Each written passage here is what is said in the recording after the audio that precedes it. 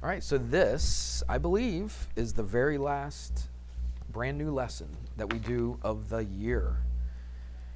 It's nice to hear, isn't it? Unless you really love my lessons and you're disappointed. To tell you the truth, I'm kind of glad that this is the last one, just because it means school year is almost over. All right, let's do this. Let's do this notation first before we do the lesson, because it's important you know the difference. There's a lot of people that think the two things I'm going to write down are exactly the same, but they are not. So watch this. Oops, I got to change this. Forgot that. Let's change this. Okay, now we're ready. So what if I had the cosine? Now watch what I do. You haven't seen this yet. What if I put a squared and then an x? Like, what in the world does that mean? Well, we'll talk about it in a second. What it does not mean, let me show you that first, okay? What it does not mean is this. These are two different things, all right? Two completely different things. What this means is this. Now, most of the time, almost all the time, we write it like this, with the squared in between, you know, the end of the cosine and the x, okay? That's what we usually do. But what it really means is this. It means the cosine of x, and then that whole thing is squared. Everybody see that? So even though they look different, these two things mean exactly the same thing right there. It does not mean this, though. All right? Let me do an example for you and show you why. So the book uses 9. X equals 9 degrees. So let's say we had an angle of 9 degrees. Let's see if this and this are different. And they are. You'll see in a second. So what do we do here? This is the same as the cosine of what? 9. Now this notation means, what are we going to do? You could put the squared here, but it means we're going to take that whole cosine of 9, whatever that is. You put it in the calculator, right? I don't know what it is. Put it in a calculator, and what do we do to it? We square it, okay? So what we find out, whatever the cosine of 9 is, it's going to be some decimal, right? And then we square that decimal, and that's going to be the answer. Okay, does it, I'll put a question mark, does it equal this? The cosine of 9, yeah, let's do it like that, squared. Is that the same thing as this? No, because if you do the cosine of 9, you get 0.9877. That's the cosine of 9, if you put it in a calculator. And then you got to square that. Once you square that, you get 0.9756. Let's make that look like a decimal. Okay? So now, let's do this. What does this mean right here? What are we squaring? We're just squaring the 9, right, to get 81. So really, this is the same thing as the cosine of what? 81 degrees. Everybody see that? You could put that into a calculator and you get why do my circle points don't look very good? 0.1564. So do you see that these are not the same? All right, just by putting a number in, you can see that's true. Again, this notation right here, the cosine squared of x is the same thing as the cosine of x squared. So that is true. That means the same thing. So it's a notation you haven't seen before, but it's one that we're going to be using, so you got to know what it means. And now we move on. So what we're going to do now, example 1, is a little bit of a different example. We're going to be doing a couple things in here that are a little bit different than what we've done in the past. First couple are pretty basic, but then after that, what I want to do, it says determine what the sine squared of x plus the cosine squared of x is equal to, given these particular values for x. Remember I said x is equal to 9 on that last one? Well, on this one, we're going to make x equal to something else. So let's say 30 degrees. All right? So what does that mean that we're going to do here? This means that we take the sine of 30, and then what do we do to it? You square it, right? So you're going to take that whole thing and square it. Usually when we put a number there, we wouldn't put the squared in between. I'm not really sure why, but I don't really see it like that very often. But when it's a variable, you usually put the squared in between them. Not really sure, again, who decided that that's the way we're going to write it. I don't know why they don't just say sine of x and then parentheses squared. I'm not sure, but that's the way they do it. And I'm pretty used to it, okay? Been doing that all through since college and all my teaching career, so it looks very familiar to me. What about this? We're going to do the cosine of 30 degrees, and then we're going to square that, and we're going to see what we get. There's a reason why we're doing this, okay? We're going to do 3 of them, I believe. Yep, we're going to do 3 of them, and we're going to see a little pattern. Not just a little pattern, but a pretty big pattern, all right? It's a very easy pattern to see. So the sine of 30, I'm not even going to go through what it is. Again, I can't really, this is a Monday, can't remember how much I've taught you because, again, this is the 3rd class I'm teaching trig to, and I can't remember how far I've gone in each class. So another class, I would expect them to have that memorized. With you guys, I don't think. But the sine of 30, I think we did this, didn't we? Didn't we do like a right triangle? Didn't we make that a 1? Do you remember that?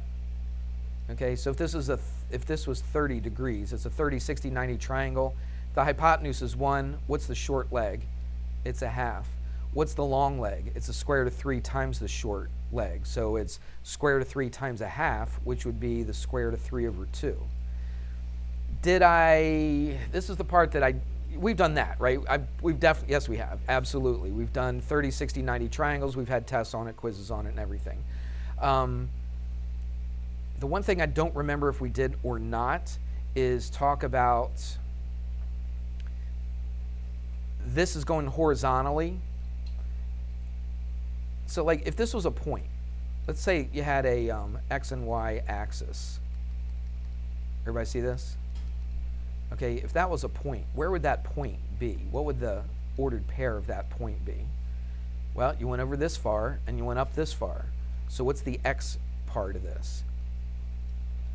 That'd be square root of 3 over 2, right? That's how far you went over. You went over that far. How far up did you go? You got 1/2. Now watch this. Let's do the square root of 3 over 2. This is the adjacent over the hypotenuse. What is the adjacent over the hypotenuse?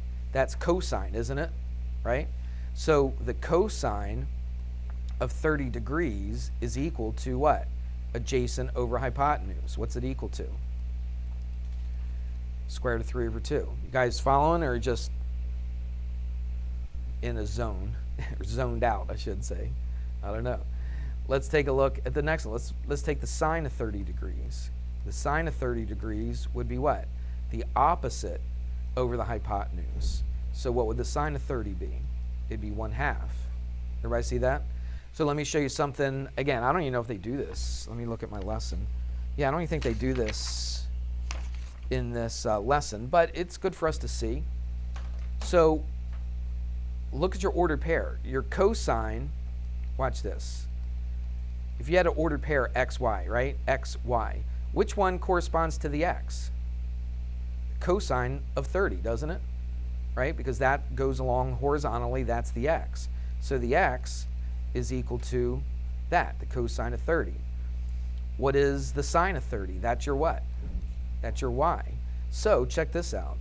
On an ordered pair, your x is the cosine and your y is the what?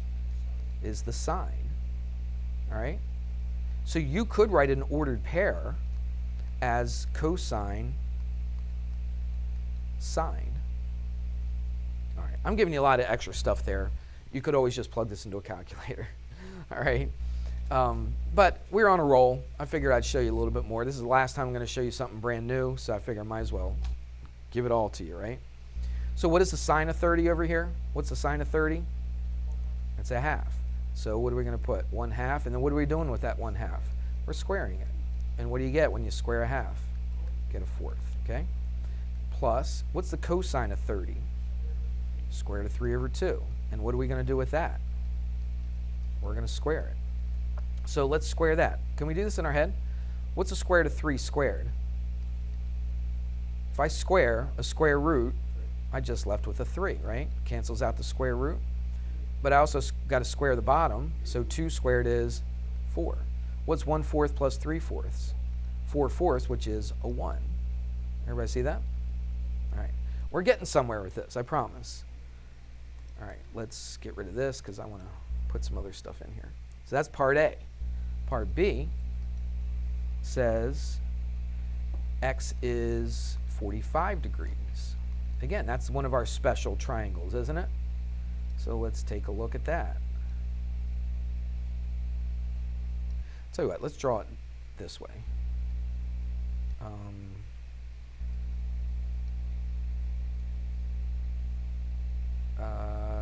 Like this. Okay? So it's 45, 45. So that's 45, and that's 45. Now again, if the hypotenuse was 1, I just make it 1 just to make this a little bit easier for us. If the hypotenuse is 1, what is the leg? Remember, the leg is the square root of 2 times the hypotenuse, right? But if I want to find the hypotenuse, how do I find the leg? Take the hypotenuse and divide by the square root of 2. So this would be 1 over the square root of 2, but we don't like to write it like that. Do you remember how we rationalize the denominator? Multiply the top and bottom by the square root of 2. Oops, already got an equals. What's that? It's the square root of 2 over 2. So that's what the length of this side is. If it's 45, 45, what's the length of this side right here without even doing any work? If it's 45, 45, what's true about these two sides? They're equal to each other. So what's this side right here? Square root of 2 over 2. So what's the cosine of 45 degrees? Remember, the cosine is the one that goes with the x. What's the cosine of 45? It's just square root of 2 over 2. That's right. Okay, what is the sine of 45? It's just the y. What's the y value? Square root of 2 over 2. Okay, so the cosine of 45 is this, and the sine of 45 is this, right? Because it's adjacent over hypotenuse, opposite over hypotenuse, correct? So what are we trying to do? We're putting that 45 into this, and we're trying to see what we get. There's a reason why they're doing this, I promise. So let's do it. Let's put the sine of 45, and what are we going to do to it? Square it. Then we're going to add it to the cosine of 45, which is also being squared. What's the sine of 45? Square root of 2 over 2. But what are we doing to that? We are squaring it. What's the cosine of 45? It's also the square root of 2 over 2. And that's being squared. Let's see if we can do the math. Square root of 2 squared, that's easy. That's just a 2.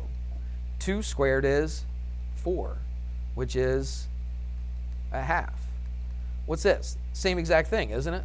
All right, because we're squaring the same exact number. So that's going to be a half. What's half plus a half? It's a 1.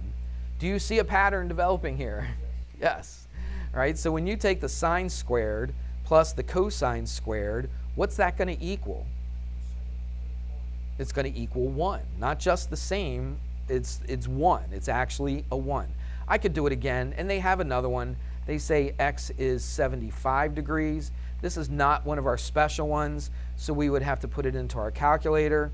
But if you did, if you put the sine of 75 and square it, plus the cosine of 75 and square it, add them up, guess what it's going to give you?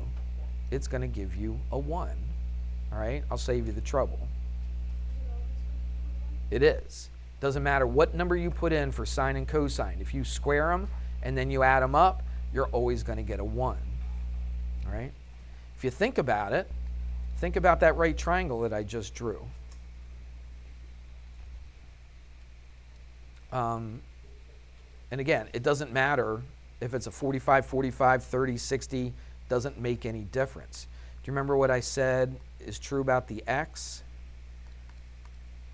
Instead of calling this horizontal one x, let's make that theta. All right, what would this be? If this is 1, then this would be what? The cosine. Would you agree? And this would be the sine of theta. Look what we can do. We got a right triangle. What could we do? How could we set this up? If I got two sides, well, if I got three sides of a right triangle, how could I set it up? A squared what? Plus b squared equals c squared. So check this out. The cosine squared of that angle plus the sine squared of that angle is equal to what? 1 squared. Would you agree? It's just Pythagorean theorem. A squared plus b squared equals c squared. So 1 squared is just 1, and there's the formula. So I kind of showed you two ways on that formula. And that's an important formula. We're going to use that. That's called one of our trig identities. The reason it's called an identity is because it's equal to 1. All right? So that's one of our identities. So let me write it how the book writes it. I'm not going to use theta this time. Everybody got that down? Right there? Not everybody, because some of you guys aren't writing anything. I'm going to write it the way they write it. So they start with the sine squared of x plus the cosine squared of x equals 1. So that's our main one. That's the one that we start with. Now, we got a couple offshoots from this. One offshoot is that they solve for sine squared. Super easy. What if I get sine squared by itself? What would I have to get rid of to get sine squared by itself? What's on the same side as the sine squared of x? What's that? No, the sine squared of x. I want to get that by itself. What's on the same side of the equal sign with sine squared of x? Thank you. It's the cosine. I thought that would be super easy. I don't know why we're struggling on that. Okay, the cosine squared of x. How do I get rid? It's being added, so how do I get rid of the cosine squared of x? I subtract it. Okay, so if I subtract it from this side, I subtract it from this side. So what am I going to get? 1 minus cosine squared of x. This is our other identity. It's taken from the first one. It's not much of a stretch to see that, is it? Let's get rid of this circle. All I did was get sine squared of x by itself. So I got rid of the cosine squared of x. And I just subtracted it from both sides. Would you agree that this relates to this? What's the other thing I'm going to solve for now, do you think? I got sine squared by itself. Come on. Get the cosine squared by itself, right? So I want to get this right here by itself. How do I do that? Cosine squared of x equals, how do I get rid of that? Or how do I keep that right there and get rid of the other stuff? I subtract a sine squared from both sides. So it's equal to 1 minus sine squared. And there's another one right there. So there's 3, but 2 of these are basically this just rewritten a little bit, isn't it? All right? So those are important to, I guess you could memorize them. Really, the only one you really have to memorize is that one.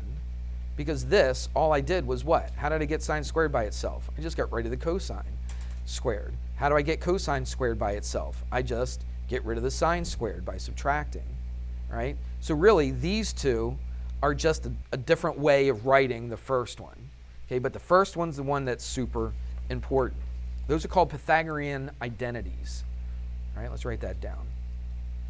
Pythagorean, and it makes sense why it's Pythagorean, doesn't it? Does it make sense to you? Because what did we do to get that squared stuff? I did Pythagorean theorem, didn't I, to get this? Agreed? You guys are very quiet today. It's because you're so sad this is our last math lesson? Is that what it is? Probably. You should wipe the tears from your eyes right now. All right, let's do an example. Then we'll do something that's a little different than what we've done before. So let's do an example for this. Oh, actually, no. This is where we do the stuff that's a little different. At the beginning of the year, I said we weren't going to do any proofs. Do you remember talking about proofs? And we really haven't. We've proven a couple things from time to time, but I haven't given you any assignments where you had to prove something. Here it is, the very last lesson of the year I'm going to have you prove some stuff. But this is a kind of a fun proof. It's a way better. It's not way better. I shouldn't say better. It's an easier proof than what we've seen before. Anyway, let's do this. They're actually using this example to show you another identity, all right? To show you another trig identity. So it says use triangle ABC. So I'm going to draw a triangle, a right triangle, and call it ABC, which seems like we've done 1,000 times this year, doesn't it? Drawing triangles and calling it ABC. Maybe not 1,000, but pretty close, it seems. A, B, C. We'll call this angle X. And if this is angle A, this is side A. If this is angle B, this is side B. If this is angle C, this is side C.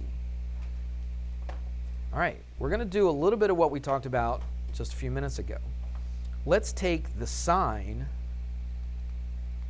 of that angle, which is X. So if I had you set up the sine of that angle, what would you do? What's the sine equal to? What over what? In general, not these letters, just in general. What's the sine? SOH. What is it? Come on, what's the sine equal to? Thank you. It's equal to the opposite over the hypotenuse. Now, let's take a look at these letters. So the sine of this would be what over what? What two letters? You guys are killing me. You just don't know, or you're just not saying anything? Is there like a joke going on that people aren't talking? Because you keep looking at each other and smiling and laughing. I'm not sure what's going on. What is it? Okay, we already said that. Opposite over hypotenuse. Catch up. So I said using these letters right here. I'm sorry to be rude, but it doesn't seem like we're trying, right? This is the last lesson we're doing. Come on, try a little bit. So it's what over what? The sine is what over what? Gabby, say it.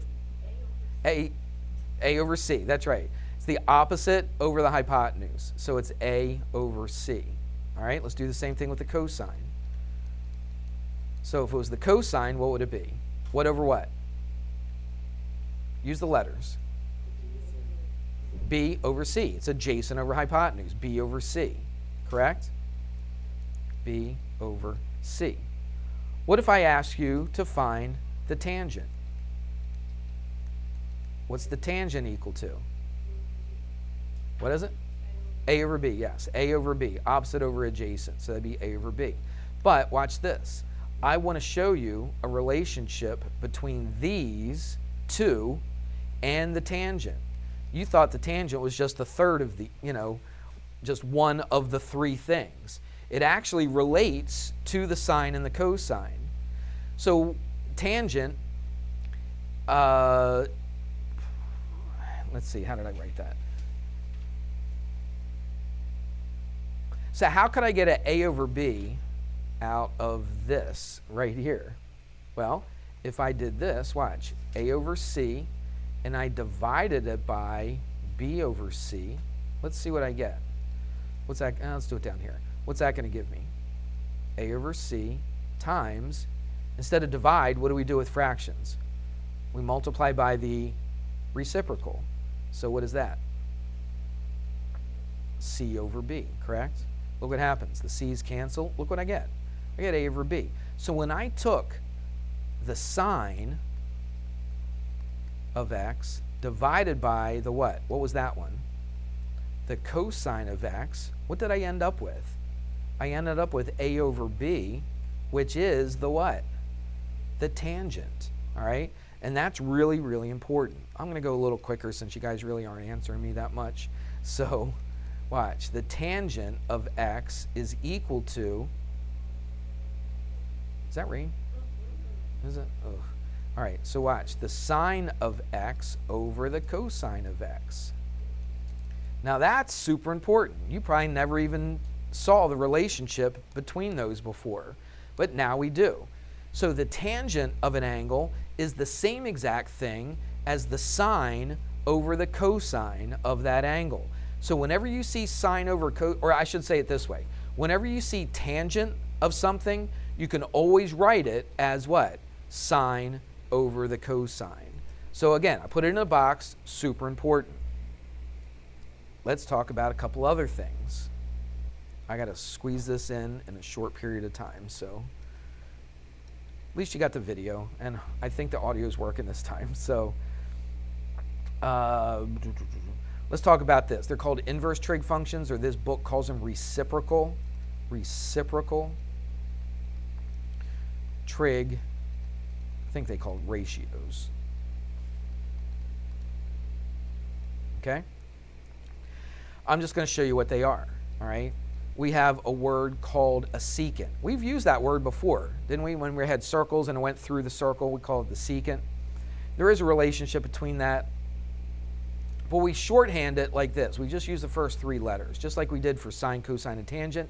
Secant. Now this is a reciprocal or an inverse. A lot of times you'll hear me say the word inverse. I just mean it's the reciprocal, okay? So we shorthand it by the secant. So the secant of an angle is equal to the inverse of the cosine of that angle. All right? So the cosine of an angle is equal to what? The adjacent, remember this? Over the hypotenuse, correct? So how could I write the secant of an angle then? If it's the reciprocal or the inverse, I could write the secant as not adjacent over hypotenuse. What would be the reciprocal of that? Come on, what's the reciprocal of adjacent over hypotenuse? It's hypotenuse over adjacent. These are not hard questions, right? Even if you haven't done this stuff before, just knowing what a reciprocal is something, just flip it, right? Just change it, the top and the bottom. So that's the secant. Now, don't memorize. You don't have to memorize that right there. You don't have to memorize it. You should memorize that right there, but do memorize this. Do memorize that the secant is the inverse of the cosine. All right, we got another word, and it's called the cosecant. The cosecant is the now here's the only one that we don't use the first three letters, and there's a reason for that. We can't use the first three letters because they would be COS, and what else do we have that uses COS? The cosine. So we can't use that. This is the letters they use. They use CSC, all right? So the cosecant, that's what that means, okay? So the cosecant is equal to, what do you think? If the secant was 1 over the cosine, what do you think the cosecant is? 1 over the sine, okay? So that's another one you should memorize, okay? You should know that. And we got another one that should be pretty easy, and that is the cotangent. How do you think we're going to simplify or write cotangent? COT, good. So the cotangent. Now, it's going to be what? What do you think? 1 over the tangent of an angle. Okay, it's the inverse of the tangent. All right, those three are your reciprocal, or sometimes people call them the inverse trig ratios or trig functions. A lot of times you see that. All right, so keep that in your notes somewhere. All right. So how would you, like what would the, let's do this. Man, I wish I had like 10 more minutes than what I have.